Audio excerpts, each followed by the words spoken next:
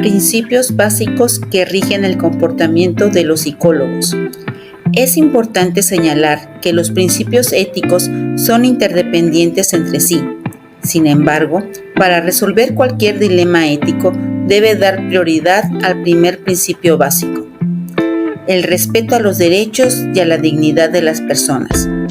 Esto porque dicho principio hace hincapié a los derechos humanos. Quiere decir que cualquier individuo debe recibir fundamentalmente un trato como persona o como un fin en sí misma, y no como un objeto o un medio para alcanzar un fin. En el desempeño de sus actividades, los psicólogos tienen la responsabilidad de respetar, proteger y fomentar el derecho de las personas a la privacidad, la autodeterminación, la libertad personal y la justicia. Cuidado responsable. Es el segundo principio básico. Hace referencia a la preocupación activa por el bienestar de cualquier individuo, familia, grupo o comunidad con los que se relaciona en su papel de psicólogo.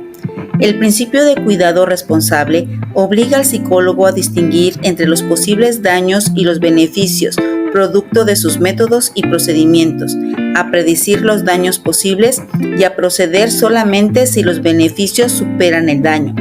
Por lo tanto, debe actuar honestamente y con precisión en sus declaraciones sobre su capacidad profesional, misma que debe acreditar en términos de títulos y grados universitarios y formación para actualizarse. Integridad en las relaciones. En este principio básico, el psicólogo debe demostrar en su actuación precisión y honestidad, apertura y sinceridad, máxima objetividad y mínimo sesgo o prejuicio, y evitar conflictos de interés. Este principio es la base de las normas que muestra al psicólogo cómo debe fomentar su integridad hacia la ciencia, la enseñanza y la práctica psicológica, así como su respeto, honestidad y justicia hacia las personas con las que se relaciona en el desempeño de estas actividades. El psicólogo aclara a estas personas siempre su papel, su enfoque, sus funciones y los servicios que ofrece. Responsabilidad hacia la sociedad y la humanidad. Es el último principio básico. Hace referencia a que el psicólogo buscará aumentar el conocimiento y promover el bienestar de la humanidad por medio de métodos y procedimientos éticos. Asimismo, en sus acciones no dañará al medio ambiente y se asegurará de que el conocimiento y contribuciones de la psicología beneficien a los demás seres humanos. Bases generales. Pertenece a la Sociedad Mexicana de Psicología, obliga a sus afiliados a adherirse a su código ético. Las normas éticas que aquí se presentan se aplican a todos los psicólogos, hombres y mujeres, a los que en lo sucesivo se denominará el psicólogo, y no son exhaustivas. Por tanto, los comportamientos a los que se hace referencia se enmarcan bajo principios generales, regidos por un axioma fundamental. El psicólogo asume la responsabilidad de actuar en el desempeño de sus actividades profesionales, académicas y científicas, bajo un criterio rector que es garantizar en todo momento el bienestar de todos aquellos individuos, grupos u organizaciones que requieren sus servicios, dentro de los límites naturales de la práctica de la psicología. Por tanto, se adhiere los siguientes principios: respeto de los derechos y la dignidad de las personas, cuidado responsable, integridad en las relaciones y responsabilidad a la sociedad y la humanidad. El psicólogo tiene la obligación de actuar dentro de las leyes vigentes y familiarizarse con los reglamentos que obtienen su actividad. Pero, si sus responsabilidades entran en un conflicto con las leyes, el psicólogo da a conocer su compromiso con el código ético y toma las medidas pertinentes para resolver el conflicto de manera responsable. En el caso de que ninguna ley ni el código ético resuelvan el asunto, el psicólogo deberá considerar otros materiales profesionales y los dictados de su propia conciencia. De los límites. El presente código ético se aplica a toda la actividad que desempeña el psicólogo como parte de sus funciones académicas, científicas y profesionales. Se refiere a sus funciones psicológicas por naturaleza, a los servicios que proporciona el psicólogo como son Práctica clínica o consejo. Psicológico, diagnóstico, investigación, enseñanza, supervisión de personas en adiestramiento, desarrollo y construcción de instrumentos de valoración, conducción de valores, investigaciones, testimonios o peritaje forense, consejo educativo, evaluación de individuos o sistemas, consultoría organizacional, intervención social, intervención educativa, intervención preventiva o terapéutica, adiestramiento, consejo, declaraciones en los medios, cualesquiera que éstas sean todas aquellas actividades propias de la práctica de la psicología, solo en contexto de una relación o rol profesional. Las sanciones. La Sociedad Mexicana de Psicología y las instancias que adopten el Código de Ético pueden emprender acciones como las que se mencionan a continuación. Reprimidas. Censura, expulsión de las organizaciones o de la instancia que lo adopten. Divulgación de su nombre a las comunidades psicológicas, canalización de asunto a otros cuerpos, comités de arbitraje y a las autoridades que por ley pueden acceder y retirar la cédula profesional. Las acciones que violen el código ético del psicólogo pueden concluir a la imposición de sanciones a un psicólogo por parte del Comité Nacional de Ética en Psicología y de otros cuerpos diferentes a este, incluyendo las autoridades correspondientes, asociaciones psicológicas estatales, otros grupos profesionales, comisiones de arbitraje, la Dirección General de Profesionales de la Secretaría de Educación Pública. Las sanciones pueden incluir desde amonestaciones hasta la superación de la licencia para ejercer la psicología. El capítulo 3 hace referencia a la investigación. Este se divide en 4 partes. La primera parte cubre 2 principios, los cuales son que debe realizar una investigación con relevancia social, es decir, que una investigación sea importante o que de cierta manera beneficie a la sociedad. Y 2, que los investigadores estén formados como tal. Esto se refiere principalmente a que las personas quienes realizan la investigación tengan los conocimientos y las habilidades necesarias para llevarla a cabo. La segunda parte habla sobre la participación de humanos en las investigaciones. Se refiere principalmente el cómo debe de actuar una persona que está llevando a cabo una investigación. Entre ellos puede estar la confidencialidad y una muy importante es la libertad de participación, es decir, que si la persona está interesada en participar, lo puede hacer, pero si no, no puede ser obligada. La tercera parte habla acerca del uso de animales como sujetos de investigación. Aquí principalmente hace referencia a apegarse a las leyes correspondientes, dentro de las cuales podemos encontrar el que los animales no tengan algún tipo de sufrimiento, como por ejemplo puede ser el uso de ratas, que es una de las principales animales que se utilizan en este tipo de investigaciones.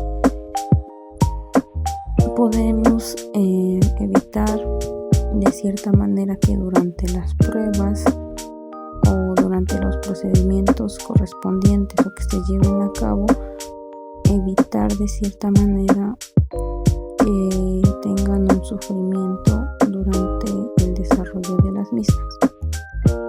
Y por último, habla acerca de la publicación de los resultados de una investigación, los cuales deben de contar con veracidad, aceptación formal de coautores, así como también el acuerdo que debe existir entre autores, así también el crédito a las instituciones y participantes que apoyaron a realizar una investigación.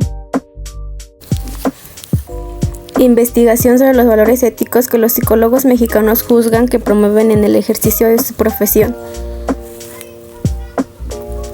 Tiene como objetivo conocer y descubrir los valores éticos que los psicólogos juzgan en el ejercicio de su profesión.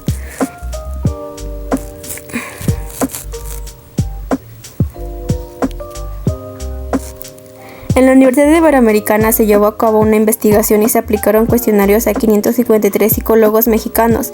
La investigación bimodal incluyó el análisis de contenido cuantitativo para descubrir los valores y otra parte cuantitativa para obtener las frecuencias de los actos. Los siguientes valores fueron el respeto. Es la capacidad de reconocer, comprender y aceptar las diferencias individuales, sociales y culturales, así como promover y proteger el principio de la dignidad humana.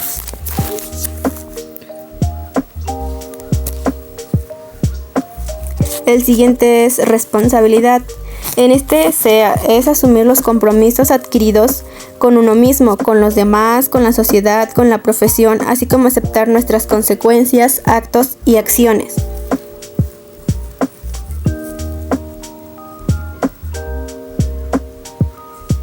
Honestidad es la capacidad de conocer verazmente los resultados obtenidos, presentarlos con objetividad, sinceridad y congruencia.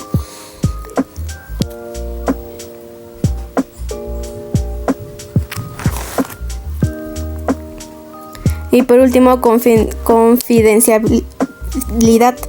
Discreción y capacidad de guardar y proteger la información obtenida en las relaciones profesionales con el objetivo de salvaguardar la integridad de la persona y la confianza. Gracias. Capítulo 4 de la docencia. La enseñanza es el área de este capítulo. Cubre diversos aspectos como la obligación de transmitir conocimientos y habilidades a los alumnos, adheriéndose a estándares académicos elevados. La comprensión de la educación como el desarrollo individual y social, la actualización de los contenidos de aprendizaje, la enseñanza impartida por ayudantes, los cursos de educación continua, la enseñanza de la ética y el respeto a los estudiantes. A pesar de que esta área es una de las más desarrolladas en el Código Ético del Psicólogo, es necesario incorporar aquellos aspectos que describieron los psicólogos y que no aparecen ahí. Uno de estos es el engaño al realizar una investigación y la previsión del consentimiento informado, que parece ser un problema bastante grave en el medio. Los problemas éticos dentro de estos ámbitos ocuparon el segundo lugar. Ejemplos de ellos fueron los siguientes. Una psicóloga educativa de conocida escuela privada realiza una investigación con sus alumnos sin que los padres se enteren y obviamente sin pedirles su consentimiento. Algunos de otros ejemplos son como los siguientes. Un investigador sacrifica las ratas con las que realiza una investigación, infligiéndoles sufrimiento innecesario. Una profesora de psicología emplea su influencia y tiempo de clase para persuadir a sus alumnos políticamente. Psicólogos que se hacen llamar doctores sin contar realmente con el grado. El ejercicio libre de la profesión consta de 13 artículos, todos relativos a la práctica profesional. Artículo 1. Los servicios que presta el psicólogo, la enseñanza y la investigación que realiza se basan necesariamente en conocimientos validados y confiables, sustentando la investigación científica, por lo que el trabajo que desempeña debe corresponder directamente con la educación o formación y experiencia que haya recibido formalmente. Artículo 2. En el caso de servicios de enseñanza e investigación en áreas nuevas, el psicólogo podrá desempeñarse en estas, siempre y cuando tenga que tener acreditados los estudios, recibido la formación y la supervisión de personas competentes en esas áreas. Artículo 3. En áreas emergentes en las que no existan todavía normas generalmente reconocidas para la formación, el psicólogo tomará las medidas razonables para asegurar la calidad de su trabajo y proteger el daño a pacientes, clientes, organizaciones, estudiantes, participantes en investigaciones y otros. Artículo 4. El psicólogo se mantiene razonablemente actualizado acerca de la información científica y profesional actual en su campo de actividad y realiza esfuerzos continuos para mantener su competencia y las habilidades que emplea. Artículo 5. El psicólogo no hace declaraciones públicas que sean falsas, engañosas o que presenten malentendidos o enunciados que den la impresión o sugieran omisiones.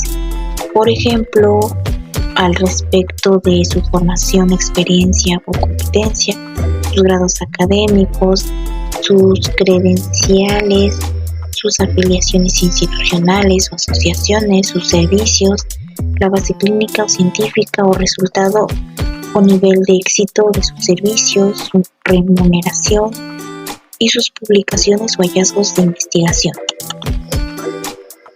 Artículo 6. El psicólogo presenta como cualificaciones o credenciales de su trabajo psicológico solo los grados que haya obtenido de una institución educativa acreditada. Artículo 7. Cuando el psicólogo dé consejo o comentarios por medio de conferencias públicas, programas de radio, televisión, artículos impresos, internet u otros medios, tiene que tomar la precaución de que la información sea de la práctica psicológica. Artículo 8. El psicólogo es responsable de la conducción ética de la investigación que realiza o la de otras personas bajo su supervisión o control. El psicólogo permite a los investigadores y ayudantes desempeñar solo aquellas tareas para las cuales hayan recibido capacitación y preparación apropiadas.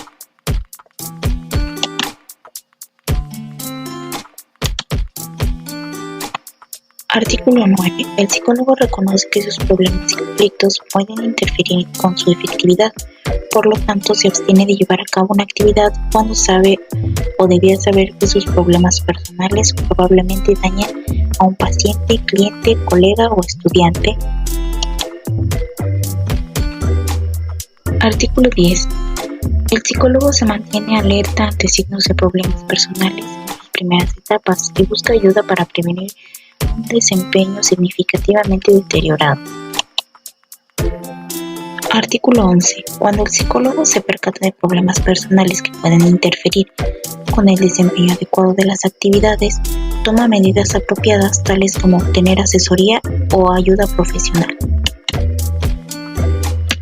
Artículo 12. El psicólogo toma las medidas razonables para evitar dañar a sus pacientes o clientes, participantes en investigación, estudiantes y otros con quienes trabaja. Artículo 13. El psicólogo que ofrece sus servicios a los pueblos indígenas de México respeta sus derechos, se mantiene alerta en todo momento de posibles diferencias culturales con respecto a la suya propia y realiza todo lo que esté a su alcance para educarse, comprender, interpretar y hacer recomendaciones en consideración a este contexto cultural. A continuación hablaremos de las relaciones entre colegas. En primera, entenderemos qué es un colega. Eso es una persona que tiene la misma profesión que otra. A veces también se utiliza en términos de amistad y cercanía con otras personas. Es bastante habitual escuchar a las personas decir, salgo con unos colegas o tengo un colega, pero en este caso solamente hablaremos de lo que es la profesión. A continuación hablaremos del trato entre los colegas. Esto se suele caracterizar por ciertas peculiaridades y características que tienen en este tipo de relaciones. Una de las más características es la forma de hablar o su propia jerga profesional. Es cuando los médicos, los abogados, los informáticos hablan con otros colegas en términos que solamente ellos conocen y que les es más difícil entender a las demás personas. La relación entre colegas se lleva muy enfatizado lo que es la igualdad, ya que los dos, como conocen los mismos temas, se entiende que los dos saben lo mismo y por ende no tendrían que haber un desigual, ya que en muchas ocasiones hasta en los mismos colegas o profesionales ejercen lo que creen que son clases dentro de sus profesiones. Piensan que unos son más importantes que otros por tener cierta especialización o saber un poco más de otro. A continuación hablaremos de las características de las relaciones entre colegas. Una de estas características es la colaboración. Esto suele ser muy estrecho y cordial, y esto se entiende que es cuando un colega necesita la ayuda de otro, o un favor o una ayuda en algún tema que tal vez desconoce y necesita ayuda.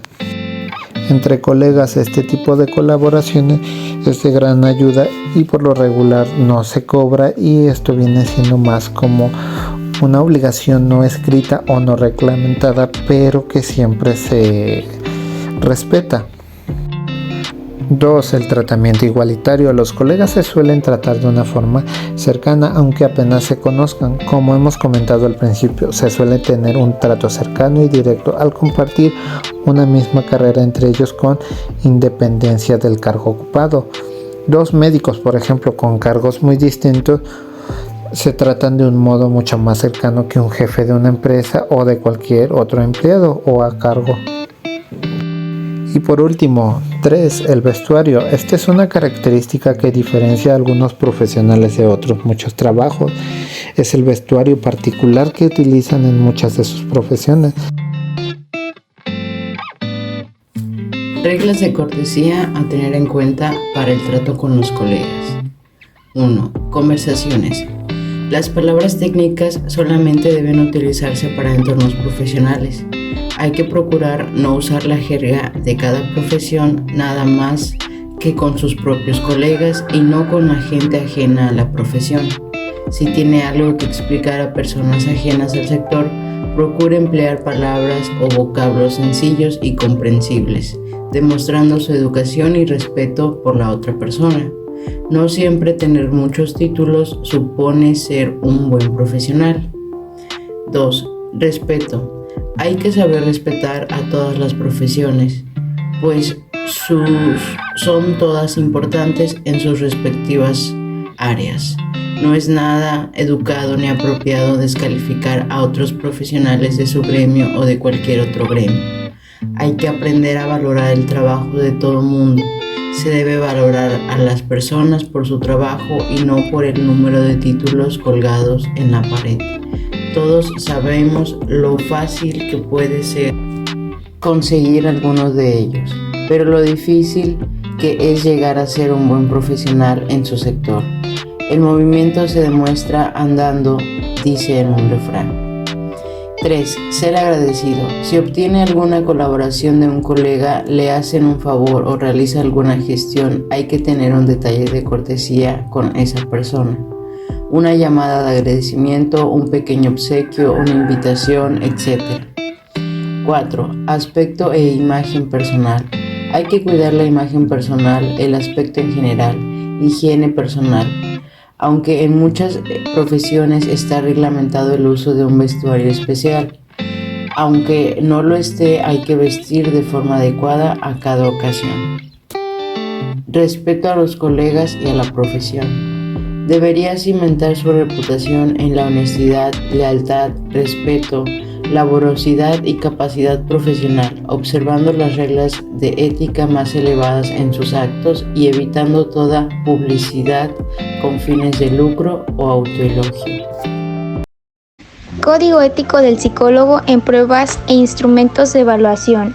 El psicólogo se abstiene de hacer mal uso de los instrumentos de evaluación de los resultados y toma las medidas pertinentes para que otros profesionales no hagan mal uso de la información. Esto incluye abstenerse de dar información sobre la persona evaluada. Los principios éticos en la evaluación psicológica propuestos por la APA son de carácter general para cualquier administración de test. Estos principios se dividen en 10 apartados. Evaluación, diagnóstico e intervención en un contexto profesional. Competencia y uso apropiado de evaluaciones e intervenciones. Construcción de test.